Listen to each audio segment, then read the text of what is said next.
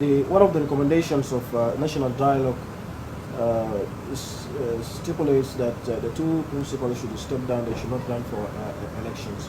What is your comment on that, since we are preparing for elections next year? The national dialogue was unrealistic, because there is no way you can say, let them step down, and then whom did they represent? This national dialogue. This national dialogue were just mere appointees. It is the people of South Sudan who will tell me, Michael, we don't want you, not they. So there's no way whereby they can sit there, say we are a national dialogue, we have decided that X should not come, Y should not come. That is not their right. It is the right of the people of South Sudan. Whether it is the people of South Sudan who will say, Salva Kiir, thank you very much, they will not vote for him. It is the people of South Sudan who will say, Michael Makuei, thank you very much, we don't want you. They will not vote for you. So it is not the national dialogue that decides like this. It is unfortunate that they have decided on something which is not within their competence. Yes. And also, Honorable Minister, there is this issue. This statement was made by the spokesperson of the SPLM-IO. I understand you don't speak on behalf of the SPLM or the Unity Government spokesperson, but I want to relate it to the peace agreement. Pogbo, who said that Dr. Riek Machar is still a member of the SPLM, and is the government willing to welcome him back from the IO party, for instance, based on that statement? I'm relating it to the revitalized peace agreement. Well, I don't know where he has not, so far we have not heard that. And if he decides to come, we welcome him back. And we apply the provisions of our constitution. If he has decided to come back, he should apply as an individual.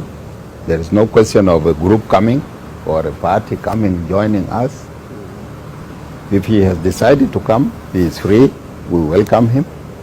He is the son of South Sudan. He was a former member. He is a former member of the SPLA and a former member of the High Command.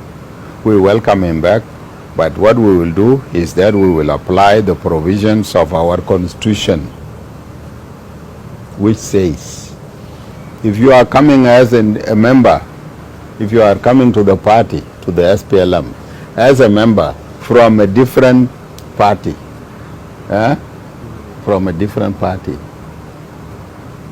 or if you had defected to a different party and you have decided to come back, you will have to be there under observation for a complete year.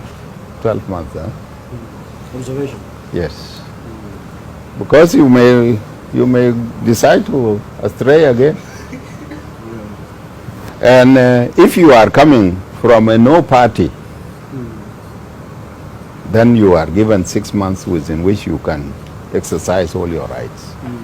But if you are coming from a different party, you will not exercise your rights except after complete full year. So they are most welcome. We have no problem. And Honorable Minister, this is concern also coming up, that why is the first Vice President not being seen traveling in other parts of the country, and yet we see the President traveling and meeting people with the locals in some parts of the country. Why is Dr. Riek Machar confined only in Juba? What is really happening? Why can they moving together? That's what who confined him? Even me, I have not been traveling that much like my rest of my colleagues. Is there anybody who has confined me? If he has decided to stay and not to travel anywhere, does it mean that he is confined? No, he is not confined. But he has not decided to travel. And should we go and ask him, why are you not traveling? If you are concerned, go and ask him. That is open. You have every right to go and interview him and even ask him, why are you not traveling? And the rest of your colleagues are traveling. Yes. And also the Chapter 5, I want to bring you a little bit back before we can wind up to Chapter 5 for the revitalized peace agreement. As we are talking about the constitution making process, there are some people who are saying justice first and then peace and reconciliation later, and other people are also saying let's go first for peace and reconciliation, then justice later. I'm talking about the hybrid court, the issue of accountability and bringing perpetrators of the 2013 and 2016 violence to book. Honorable Minister. This is where I have been very clear from day one. Peace first, not accountability first. Once you bring peace and you have settled everything, then you now begin to say, Michael, come here. These are your charges against you. But meanwhile, there is no peace, and you begin with accountability, then you are telling people to be and to join the bushes, go to the bushes of South Sudan.